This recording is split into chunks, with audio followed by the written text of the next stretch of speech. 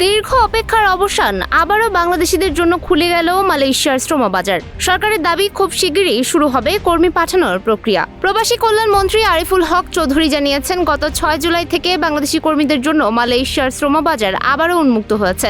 মঙ্গলবার সিলেট সার্কিট হাউসে তিনি জানান, আগামী 1 থেকে 2 মাসের মধ্যেই বিনা খরচে কর্মী পাঠানোর কার্যক্রম শুরু হবে বলে সরকার আশা করছে। তিনি আরও বলেন, মালয়েশিয়ার পাশাপাশি মধ্যপ্রাচ্য, জাপান ও মরিশাসের শ্রম বাজার নিয়েও শিগগিরই সুখবর আসতে পারে। এবারের বড় পরিবর্তন হলো রিক্রুটিং এজেন্সি নির্বাচন করবে বাংলাদেশ, মালয়েশিয়া নয়। সরকারের আশায় এতে সিন্ডিকেট ও দুর্নীতি কমবে এবং কর্মীরা আরও স্বচ্ছ প্রক্রিয়ায় বিদেশে যেতে পারবেন। সরকার জানিয়েছে, প্রধানমন্ত্রীর সাম্প্রতিক মালয়েশিয়া সফরে 2 দেশের আলোচনার পর আইনি জটিলতা কাটিয়ে আবারও শ্রমবাজার চালুর সিদ্ধান্ত হয়েছে। বিদেশে কাজের অপেক্ষায় থাকা হাজারো বাংলাদেশিদের জন্য এটি হতে পারে বড় সুখবর। সুমায়া হক তনি, নিউজ ফ্ল্যাশ 71।